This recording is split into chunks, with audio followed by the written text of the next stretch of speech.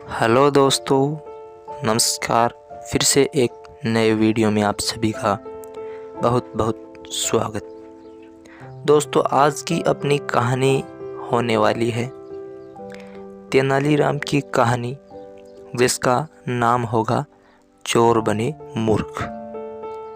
तो पहले भी आपने कहानियाँ सुनी होगी कि किस प्रकार तेनालीराम अपना काम है वो सिर्फ और सिर्फ अपनी बुद्धिमानी का प्रयोग करके ही करते हैं।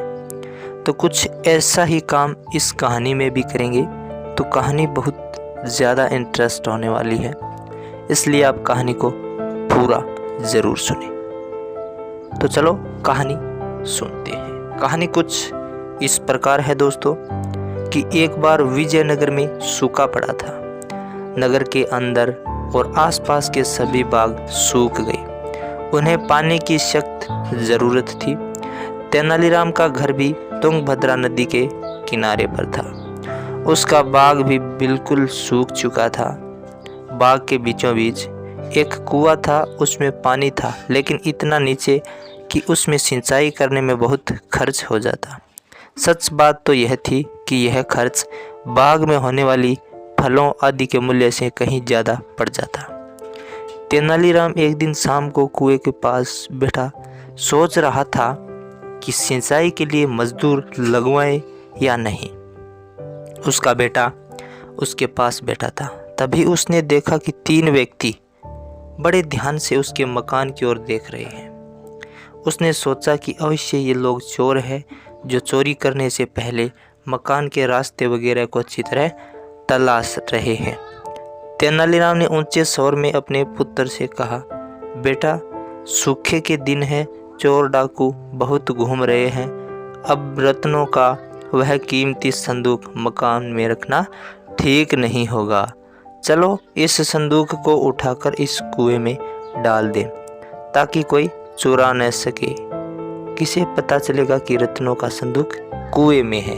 ये तेनालीराम और तेनालीराम का बेटा आपस में बातचीत कर रहे हैं उन चोरों को मूर्ख बनाने के लिए। तो देखना आगे क्या होता है, बहुत ही इंटरेस्टिंग कहानी है। यह कहकर वह अपने बेटे के साथ मकान के अंदर चला गया और हंसकर बोला, आज इन चोरों को कुछ ठीक ढंग से मेहनत करने का अवसर मिलेगा। बाप बेटे ने मिलकर एक संदूक में बहुत सारे पत्थर भरे, फिर उसे उठाकर कुएं में फेंक दिया। कुएं के तल पर जैसे ही संदूक लगी तो जोर की आवाज़ आई। तेनालीराम ऊंचे स्वर में अपने पुत्र से बोला, अब हमारे हीरे सुरक्षित है। चोर मन ही मन मुस्कुराए। जैसे ही तेनालीराम और उसका पुत्र मकान में गए, चोर अपने काम में जुट गए। घंटों वे लोग कुएं से पानी बाहर निकालते रहे। तेनालीराम और उसका पुत्र दोनों पीछे के दरवाजे से बाग में जा पहुंचे और कुएं से निकलते पानी को देखकर मन ही मन खुश हो रहे थे। और ये देखकर खुश हो रहे थे कि जो बाग बगीचे के अंदर जो पानी बहने की सभी नालियां थी, उसमें पानी बह रहा है। रात भर की मेहनत से बाग के लगभग सभी पेड़ को पानी मिल गया।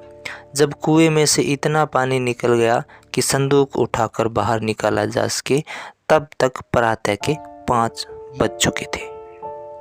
संदूक खोलकर जब चोरों ने देखा कि उसमें हीरे नहीं, बल्कि उसमें तो पत्थर भरे हुए हैं, तो सिर पर पांव रखकर इस तरह से भागे कि मूर्ख तो बन ही गए हैं, कहीं पकड़े न जाए।